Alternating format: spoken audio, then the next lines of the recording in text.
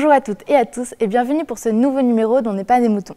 Ce mois-ci, on se retrouve à l'Open Campus de Brest avec Arthur. Bonsoir. Bonsoir.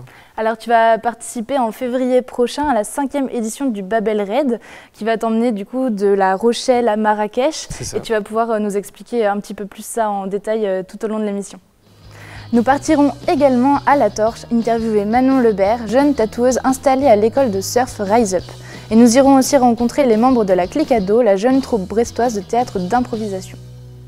Alors Arthur, est-ce que tu pourrais commencer par te présenter, s'il te plaît? Bien sûr, donc je m'appelle Arthur Zezonnet, je suis étudiant à l'Open Campus de Brest, c'est ici qu'on tourne ce soir. Et je suis également président de l'association Bureau de la Bouffe, on a le petit logo juste ici.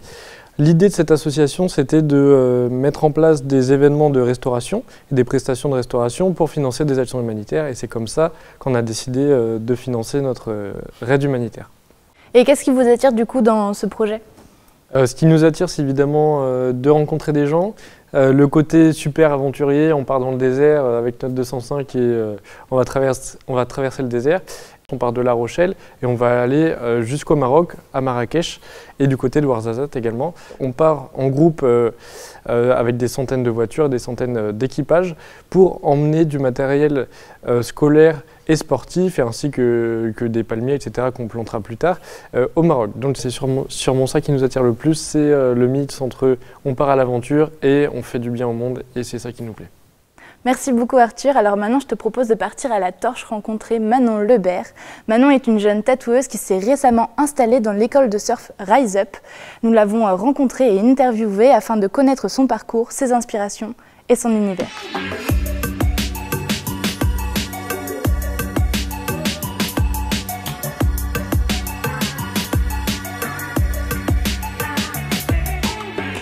Bonjour à tous, on est aujourd'hui à l'école de surf Rise Up à La Torche avec Manon qui a installé il y a 6 mois ici même son salon de tatouage. Bonjour Manon. Bonjour. Depuis combien de temps tu tatoues? Alors j'ai commencé à tatouer à l'âge de 17 ans, tout juste. Donc j'ai acheté mes premières machines et je me suis entraînée pendant quelques mois sur de la peau synthétique et sur de la peau de cochon. Voilà, c'est une manière de s'entraîner.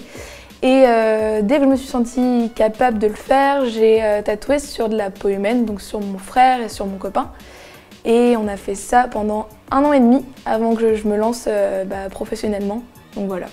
On peut voir déjà sur ta page Facebook plusieurs tatouages à toi que tu fais. Et on peut remarquer que tu as un style bien à toi. Est-ce que tu peux nous le décrire? Comme on peut le voir, voilà, c'est des gros traits old school avec des remplissages noirs. J'aime bien faire des tatouages assez mélancoliques, assez sombres. Voilà, même si à côté de ça, j'aime bien faire des dessins un peu cartoon. Voilà, il y a 2 univers qui se mélangent mais qui correspondent quand même assez bien. Et voilà, ça c'est mon style, mais je me cherche encore. Voilà, j'ai beaucoup de techniques à apprendre et voilà, c'est à venir.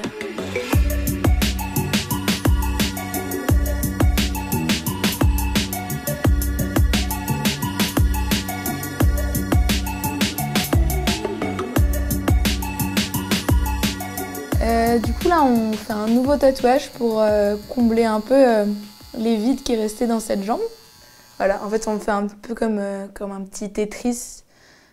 On essaye de trouver des tatouages qui ont des formes qui vont bien en fait avec les zones de vide. Donc là on cherchait un tatouage où il y avait une partie du tatouage qui est passée par là et puis l'autre qui venait incorporer, enfin qui venait contourner un peu ce qu'il y avait ici. En fait je ne considère pas qu'il y a plusieurs pièces mais plutôt que c'est un ensemble. On pourrait dire que ça c'en est un, ça c'en est un, ça c'en est un, mais tu vois, la fumée, ça a été rajouté après sur la bouteille, donc c'est pas facile à dire. Mais on va dire qu'il y a eu, je sais pas, une vingtaine de séances, on va dire, quelque chose comme ça. Est-ce que tu peux nous dire 2 tatouages que tu as aimé faire? Oui, j'en ai fait récemment 2 gros tatouages, donc 2 tatouages qui sont vraiment old school parce que je fais pas que du old school, je fais aussi des tatouages avec des traits un peu plus fins, des trucs, des tatouages un peu plus féminins, voilà. Mais j'ai fait 2 gros tatouages avec des traits bien épais, avec de l'ombrage, donc voilà, c'est mes 2 tatouages préférés. Mais j'ai tous adoré les faire quand même. Et toi, comment tu perçois le monde du tatouage aujourd'hui? Moi, je trouve ça génial en fait que ce soit autant démocratisé, que les gens soient plus regardés autant de travers dans la rue, que les gens puissent faire des tatouages parce que ça leur plaît, parce qu'ils aiment décorer leur corps et pas que parce que ça représente, voilà, parce que ça doit représenter telle ou telle chose, telle symbolique. Ou voilà. Je trouve ça chouette qu'en France, maintenant, on ait les mêmes valeurs que les pays anglophones. Peut-être pas exactement les mêmes valeurs, mais ça arrive tranquillement. Et c'est chouette, je trouve ça super cool. Ok, bah merci à toi et bonne chance dans tous tes projets. Merci beaucoup.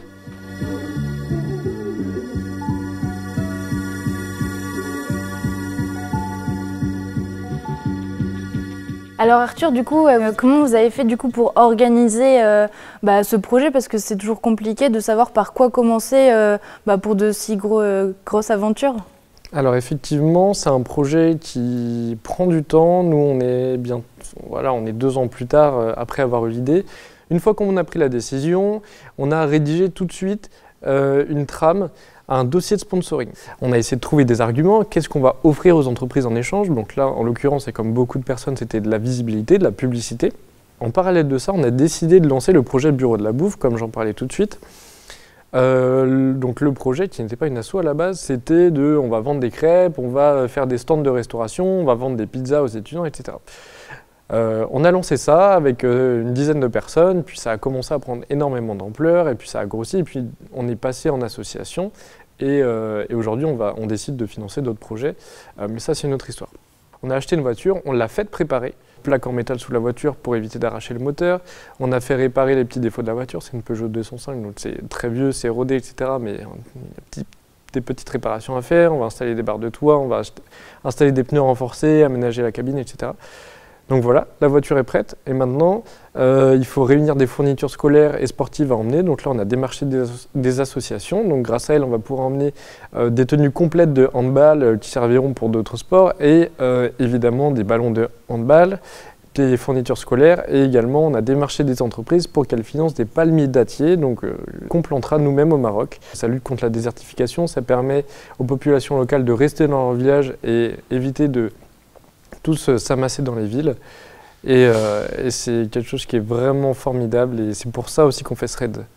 Merci beaucoup Arthur. On regarde maintenant un reportage sur la Clique Ado, cette jeune troupe de théâtre d'improvisation qui s'entraîne avec les adultes de la Clique à Farce à la MPT de Pénard-Criache. Avec eux, on va revenir sur ce qu'est l'improvisation, sur leur intérêt pour cette pratique et sur les projets de la troupe. Bonjour à tous et à toutes, nous sommes aujourd'hui à la maison pour tous de Pénard-Criache afin de rencontrer la Clique Ado. C'est un groupe de théâtre d'improvisation qui sont actuellement en répétition. Nous allons alors les interviewer. C'est parti. J'ai un truc à vous dire. Moi aussi. Je te quitte, je suis désolé et J'arrête pas de cotiller en ce moment là, c'est... Si tu sais, c'est la grenouille. c'est normal. C'est la grenouille, ok.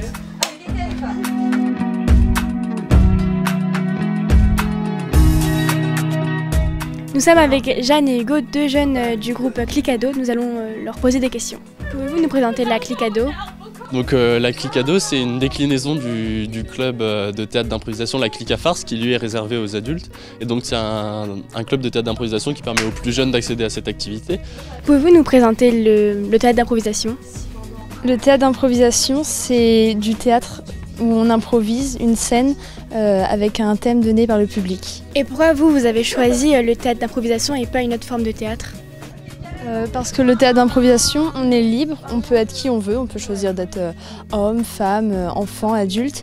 Et vu qu'on n'a pas de scénario à apprendre, on peut vraiment faire toutes les blagues et être qui on veut. Bref, que des impros ou dans l'histoire, ok? Historique. Vous êtes prêts? Allez, c'est parti, on y va, let's go. Réfléchissez pas trop, lancez-vous. Salut. Ça va? Ouais, toi. J'ai une question pour toi. Ouais, vas-y. Culture générale et tout, tu connais. je suis en couple avec Stéphane. C'est leur coming out. C'est merveilleux, les enfants. Ouais. Allez. Bah c'est cool que tu le prennes bien, maman, du coup. Bah oui.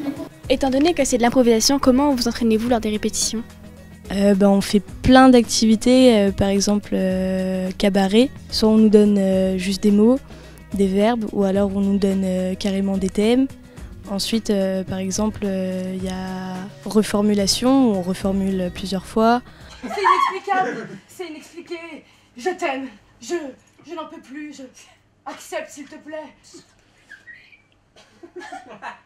Par exemple, en exercice, on peut apprendre à incarner des personnages ou apprendre à se positionner dans un décor, parce que vu que c'est de l'improvisation, on n'a pas de décor en fait, donc c'est à nous de le créer, donc on peut avoir des exercices qui visent certains aspects comme les personnages, le décor, l'histoire, etc. T'as vu? J'arrive dans la pièce, tout de suite elle souffle. Mais pourquoi t'as mis dans la pièce aussi? Tu te calmes, ma souris d'amour. D'accord? Oui, c'est bon. Oui. Hein? Allez, faites-vous un bisou. Ah non! On est malade elle. Un bisou? Non. Un bisou? Y a-t-il un avenir pour votre projet? Le spectacle qu'on va faire le 18 janvier, ça va être un cabaret d'impro, on va faire plusieurs exercices, du coup il y aura plusieurs scènes, plusieurs thèmes, etc. Où l'année dernière, au Vauban, on a fait 2 impros longues. C'était sur un thème qu'on a demandé au public. Il y avait un personnage principal et en plus c'était moi et Léo. Du coup on est allé devant la scène, on posait des questions au public et avec ça on a réussi à faire des impros longues de 15 minutes.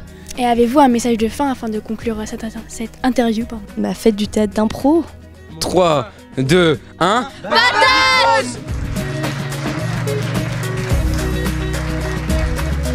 Alors Arthur, est-ce que vous craignez des choses lors de votre parcours? Qu'est-ce qu'on pourrait craindre? On pourrait craindre de rester planté dans le sable et de ne pas pouvoir continuer l'aventure. Ça fait 2 ans qu'on la prépare, on a vraiment envie d'arriver au bout et c'est ça qu'on pourrait craindre. Ouais. Et comment on pourrait vous suivre lors de votre parcours? Alors, sur Facebook, la page Antoine et Arthur, l'aventure Babel Red, ou sur Instagram, @Antoine et Arthur. D'accord, merci beaucoup Arthur. Merci beaucoup.